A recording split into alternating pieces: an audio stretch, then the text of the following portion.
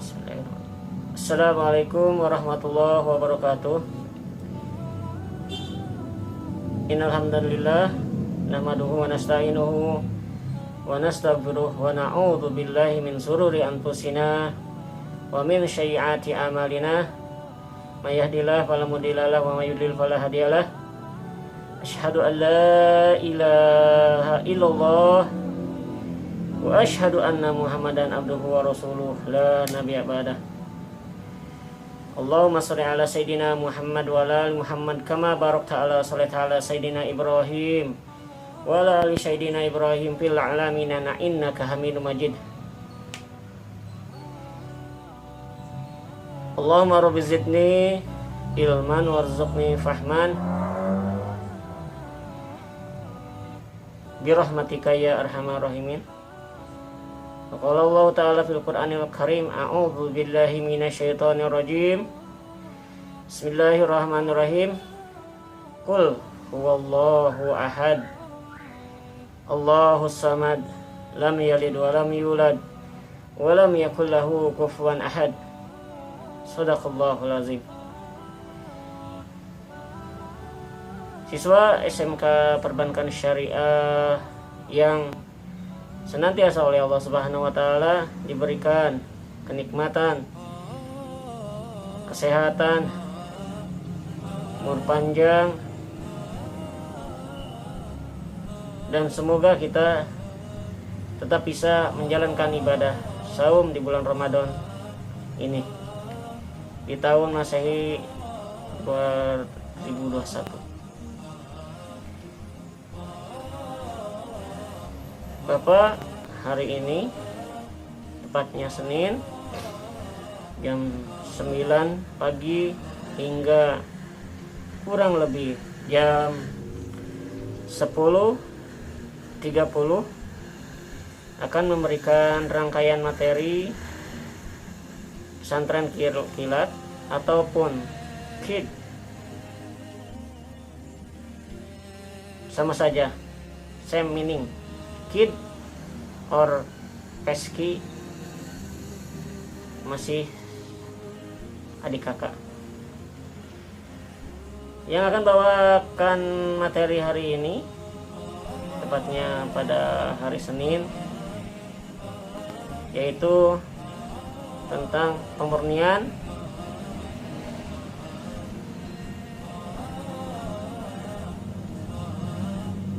Allah, pemurnian keesaan Allah, yaitu ma'rifatullah, suatu cabang ilmu tauhid di mana kita akan mengenal, membahas lebih dalam tentang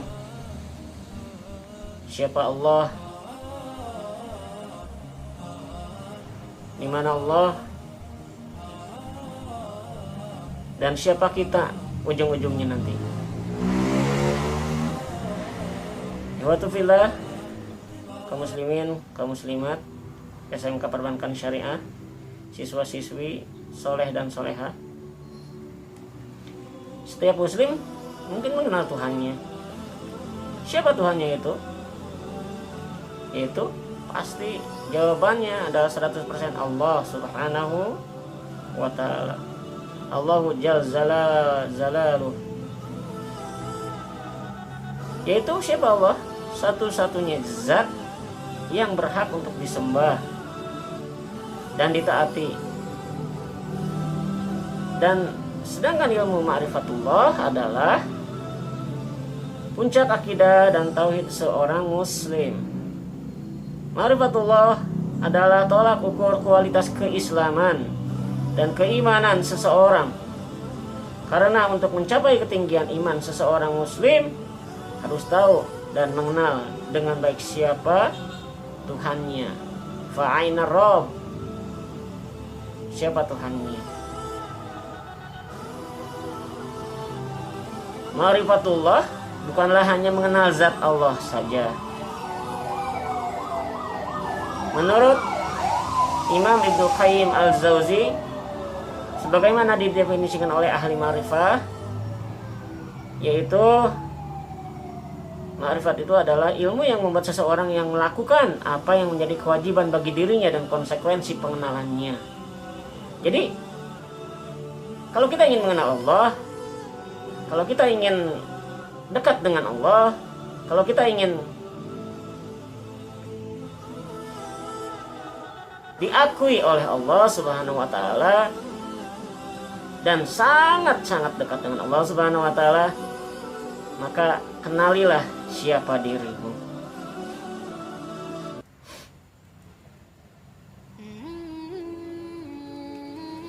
Ma'rifatullah tidak dimaknai dengan harfiah semata, namun dimaknai dengan pengenalan terhadap jalan yang mengantarkan manusia semakin dekat dengan Allah. Mengenalkan rintangan dan tantangan yang ada dalam perjalanan mendekatkan diri kepada Allah.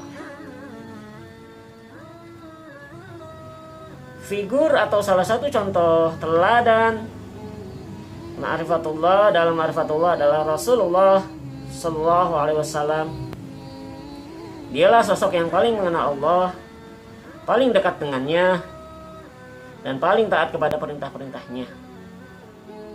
Rasulullah SAW bersabda, "Sayalah orang yang paling mengenal Allah dan paling takut kepadanya." Diriwayatkan hadis riwayat Bukhari dan Muslim.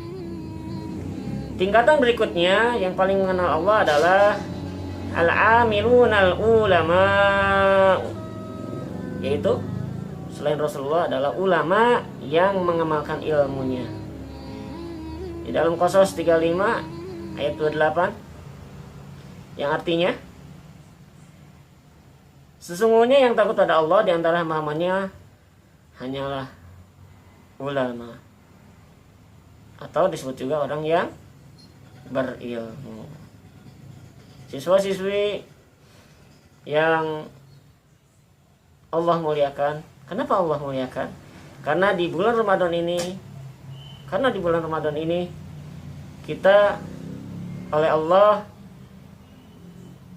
umat muslim, kaum muslimin, kaum muslimat terutama, dilipat gandakan segala amaliyahnya, baik itu sholatnya, sholat wajibnya, sholat sunatnya, sholat rawatibnya, saumnya, minumnya, makannya, tidurnya, hatta tidurnya, kemudian sampai yang terkecil sekali,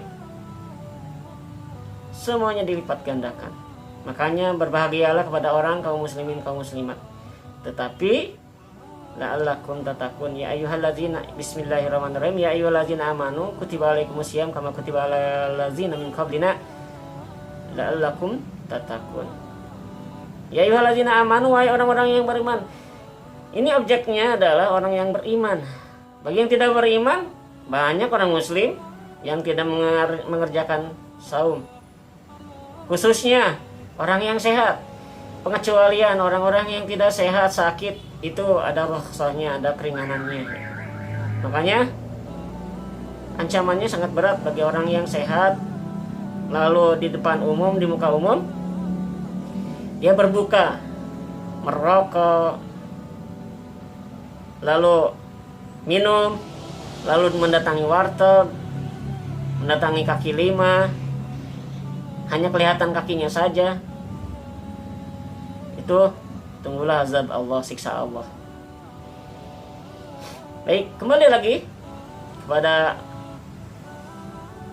pokok materi, yaitu ma'rifatullah.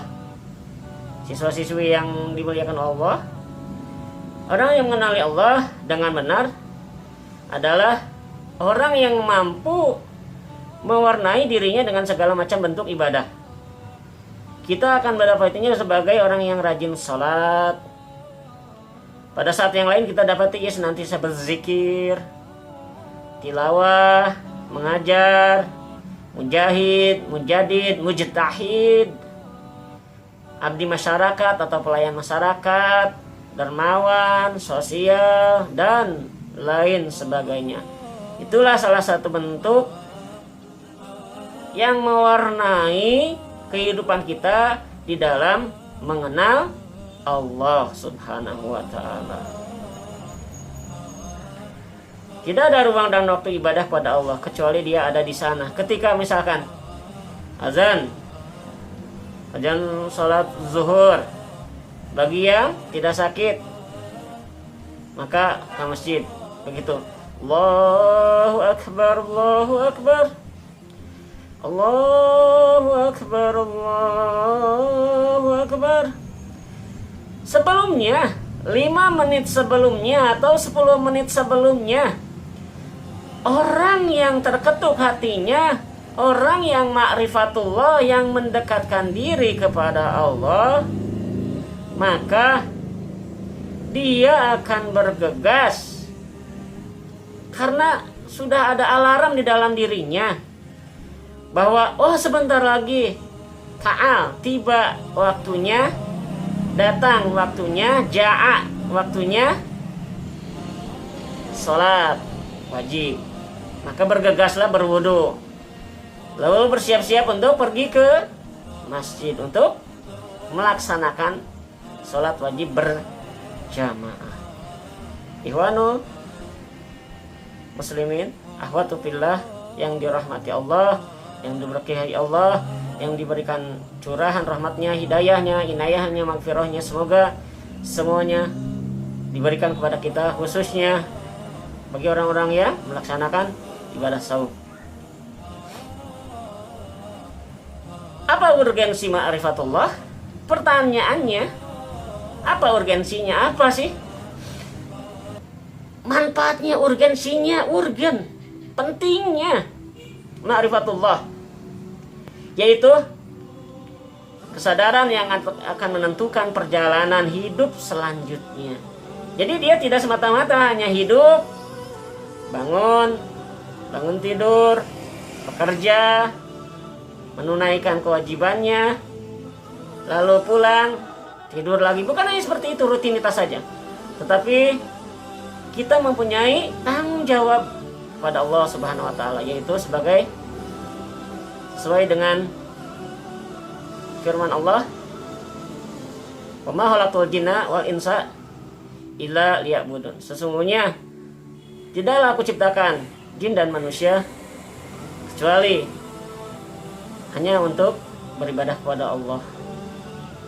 Nah, itulah urgensinya manusia diciptakan oleh Allah Subhanahu wa taala adalah beribadah. Serta siapa? Jin. Jadi kalau ada jin yang menzalimi manusia ataupun manusia yang menzalimi manusia lagi, itu adalah fahisyah. Subhanallah. Ya. Nah, sesuai dengan urgensi tadi bahwa kapasitasnya kita diciptakan oleh Allah Subhanahu wa taala adalah illa liya'budun, pengecualian, underline, di garis bawahi bahwa kita beribadah kepada Allah, la yughayyir, tidak ada yang lainnya, hanya Allah Subhanahu wa ta'ala. Di dalam hati dan pikirannya hanya tercipta, hanya terbentuk, hanya tertanam di dalam hatinya tersebut, hanya Allah. Atau ketika Islam ditegakkan di Makkah, Bilal bin Rabah ketika disiksa, ahadun ahad,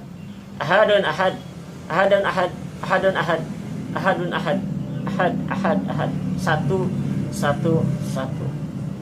Siapa satu? Yaitu Allah Subhanahu wa ta'ala. Nah, di dalam Qasas 47 ayat 12, ketiadaan ma'rifatullah, kalau orang yang tidak mengenal Allah atau ilmu ma'rifatullah,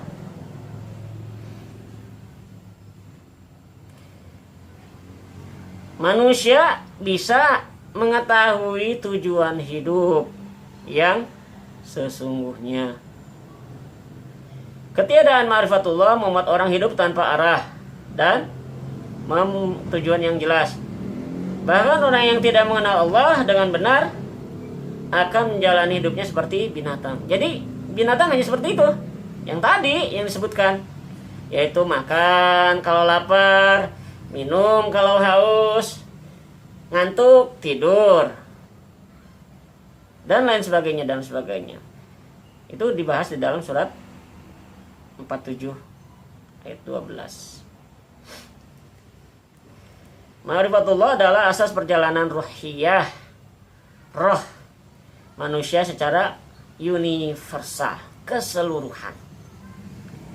Orang yang mengenal Allah akan merasakan hidupnya nyaman, damai, tentram, tenang, tidak ada kekhawatiran. Dalam rentang panjang antara sabar dan syukur. Karena ketika semuanya diinginkan pada Allah, kata Allah, faiza roda syai'an ayyakula lahu kun fayakun. Apabila Allah sudah berkehendak, maka tinggal berkata Allah, tinggal menyebut Allah, kun, jadilah, maka jadilah. Dari urgensi ma'rifatullah ini, manusia akan mengenali kehidupan di luar alam materi seperti makhluk yang lainnya, malaikat, jin, dan roh. Dengan ma'rifatullah, seorang muslim akan senantiasa menjaga dirinya dari melanggar aturan-aturan Allah Subhanahu wa taala, sehingga hidupnya dipenuhi dengan rahmat dan ridha Allah. Suatu contoh, sahabat Nabi yang baru mu'alaf mungkin dikisahkan Alkisah. Ya sahabat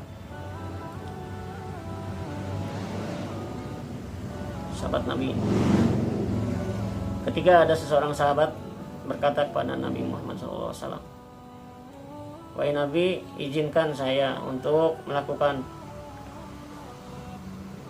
pekerjaan seperti ini dan ini. Kata Nabi, silakan. Tetapi satu, jangan melupakan, jangan tinggalkan, jangan berbohong atau berdusta. Maka sahabat itu mengiyakan, insya Allah. Lalu prakteknya di lapangan, dia mau melakukan fahisyah. Ingat ucapan kepada Nabi, jangan berbohong. Akhirnya tidak jadi. Guys, ladies and gentlemen, alangkah indahnya kalau kita ma'rifatullah, mengenal Allah. Kenapa indah? Ketika kita sedang berzikir, serasa dekat sekali dengan Allah. Ketika kita dalam kesusahan, kita mengadu kepada Allah, jangan kepada manusia lainnya. Jangan kepada manusia lainnya. Ketika kita sakit, mintalah syifa, obatnya kepada Allah Subhanahu wa taala. Selain kita ikhtiar ya, di underline, selain kita ikhtiar. Buah ma'rifatullah. Nah, jadi tadi dari akarnya, dari bijinya, lalu tumbuh membesar ma'rifatullah tersebut, maka berbuah. Nah, buah ini puncak ilmu adalah mengenal Allah. Seseorang dikatakan sukses dalam belajar atau menuntut ilmu apabila dia semakin mengenal Allah dan semakin dekat pada Allah. Maka ini yang dinamakan ma'rifatullah. Walaupun kita honorar causa, S1, S2,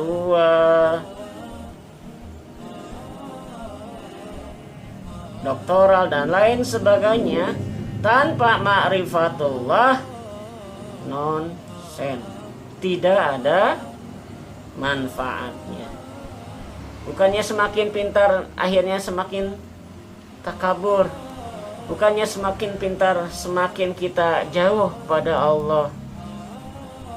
Nah, harusnya kepintaran itu dibarengi dengan kita dekat dengan Allah Subhanahu wa taala.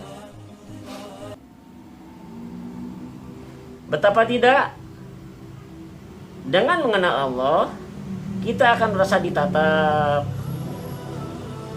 didengar, jeritan hatinya, curhatannya dirangkul oleh Allah Subhanahu wa taala. Sehingga langkah dan gerak kita terarah pada jalan yang dikehendaki Allah. Inilah kenikmatan hidup yang sebenarnya. Bagaimana orang-orang yang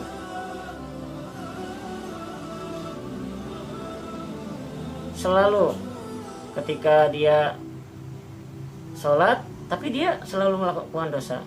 Ada pertanyaan seperti itu. Dilihat dari YouTube bahwa di Ustadz Dr. Syafiq Basalamah ada seseorang yang selalu berdosa, lalu tobat, lalu sholat fardu maupun rawatib dan goir rawatib serta sholat lainnya dia lakukan, tapi selalu melakukan dosa lagi. Apakah itu salah atau tidak? Kata Ustadz Syafiq, kata Dr. Syafiq Basalamah, itu tidak menyalahi aturan. Karena manusia itu hukumnya selalu berbuat dosa, tetapi dibarengi ikhtiar untuk bertobat kepada Allah. Seperti di dalam Al-Quran, A'udzubillahi minasyaitonirrajim, Bismillahirrahmanirrahim. Wahajaru wajahadu fi sabilillah bi amwalihim wa anfusihim.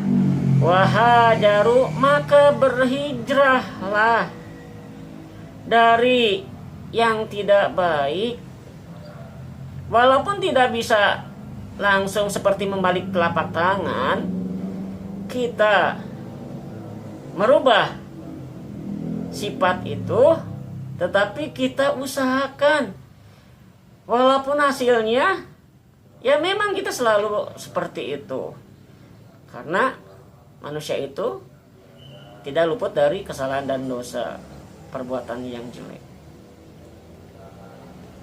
Itu dari ciptaan Allah Subhanahu wa taala. Jangan diingkari. Karena itu adalah suatu suatu dasarnya karakter manusia, tapi dibarengi dengan tobat. Nah, suatu saat mantan presiden kita yaitu B.J. Habibie berkata, saya tidak bangga sama sekali ketika anak saya menjadi teknokrat, menjadi miliuner, menjadi bangsawan dan lain sebagainya, kalau dia tidak mengenal agamanya. Yang dirasakan oleh B.J. Habibie tersebut, kenapa?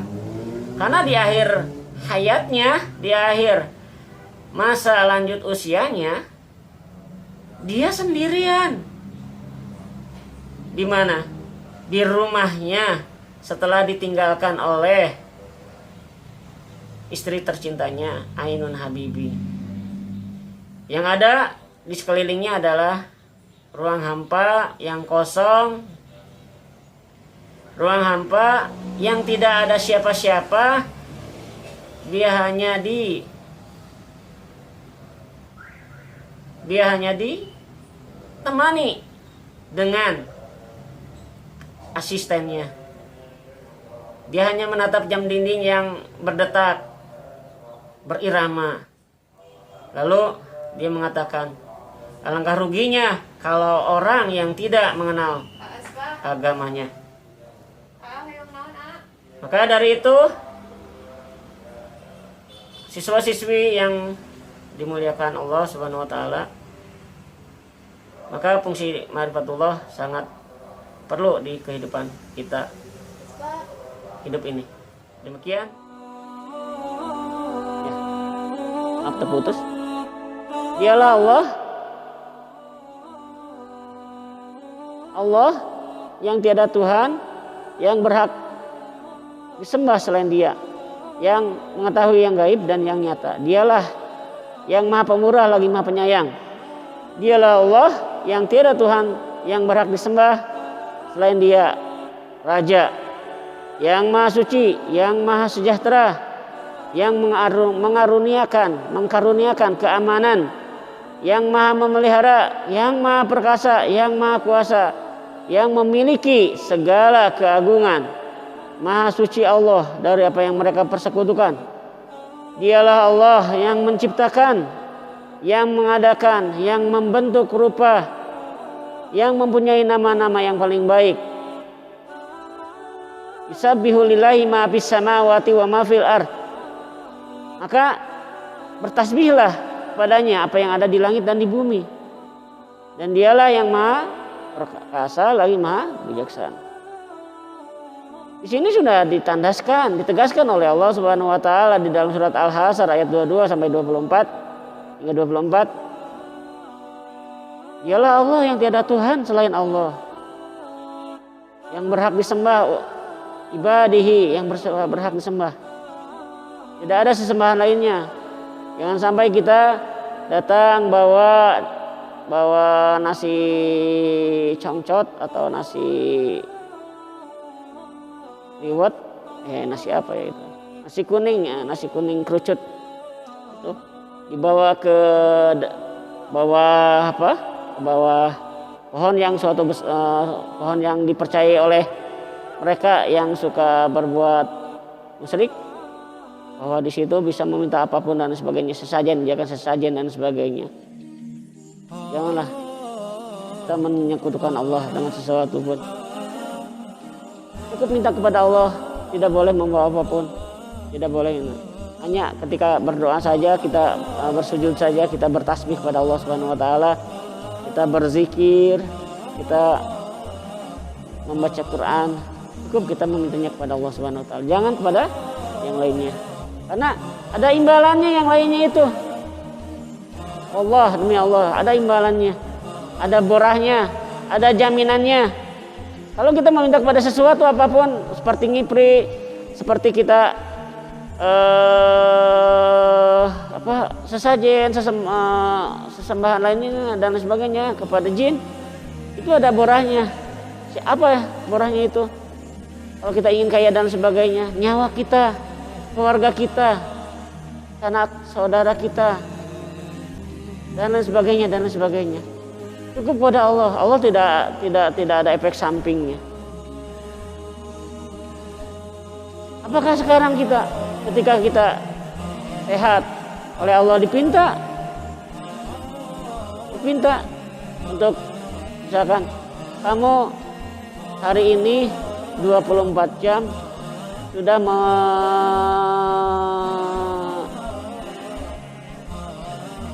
memakai oksigen yang Allah berikan sekian tabung, maka oleh Allah dikasih kwitansi sekian puluh juta. Apakah Allah seperti itu? Tidak. Tapi kalau seperti rumah sakit dan lain sebagainya, baik itu kita ketika sakit, sesak napas ataupun misalkan mata ada gangguan ataupun telinga ada gangguan, maka satu hari aja atau satu jam aja ketika kita di oksigen sesak napas, maka ada bilnya sekian, tapi Allah tidak. Maka cara membayarnya kepada Allah, cara bersyukurnya kepada Allah ya tadi dengan beribadah kepada Allah Subhanahu wa taala.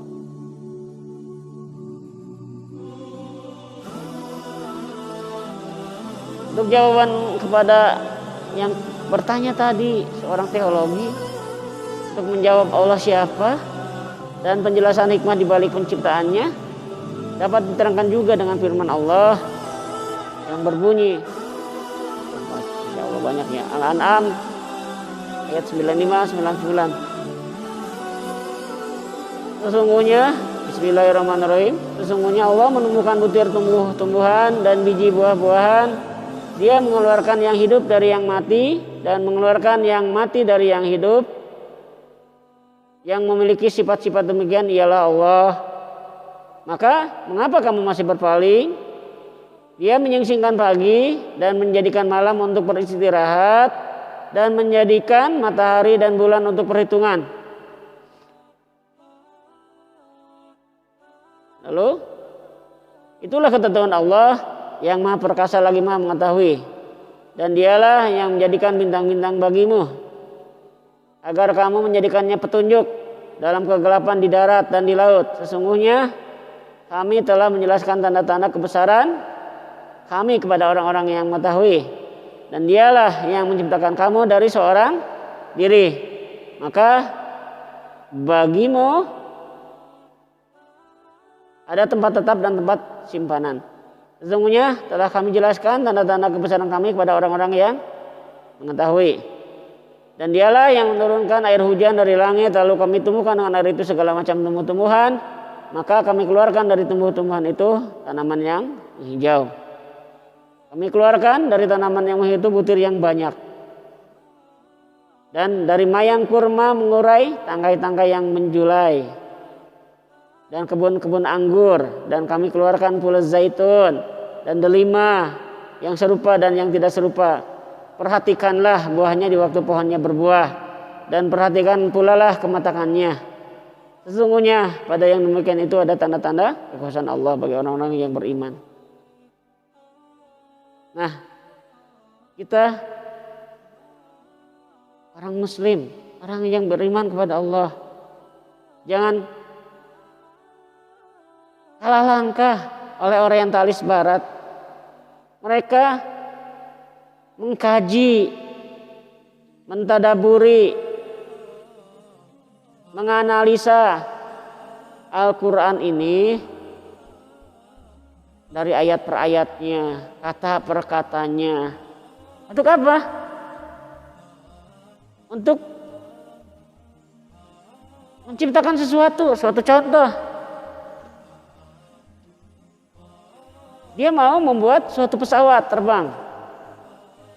Maka dia analisa lewat capung yang ada di Al-Quran.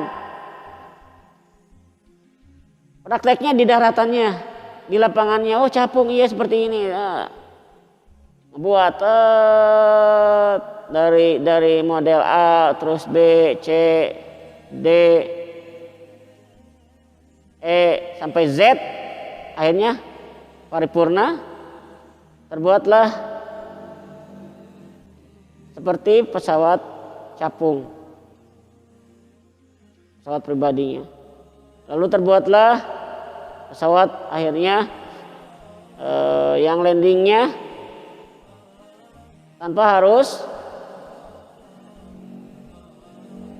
menggunakan landasan pacu. Landingnya seperti helikopter.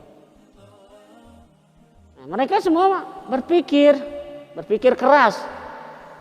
Bagaimana caranya dapat manfaat dari Al-Quran tersebut. Tapi dia tidak beriman. Apakah kita juga tidak mau orang-orang Islam seperti mereka? Dalam artian bukan kekafirannya, tapi berpikir kepada ciptaannya. bahwa tiada yang tidak bermanfaat semua ciptaan Allah Subhanahu wa taala.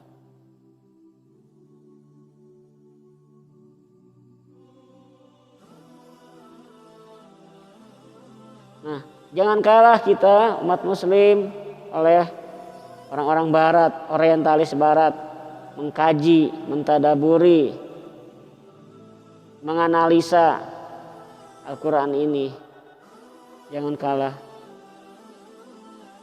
Tapi kajilah Al-Quran ini untuk bisa memperbaiki kehidupan kita sehari-hari, untuk bermanfaat kepada masyarakat, agamanya, keluarganya,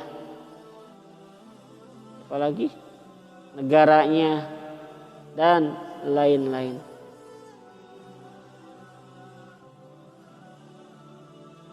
Dan semoga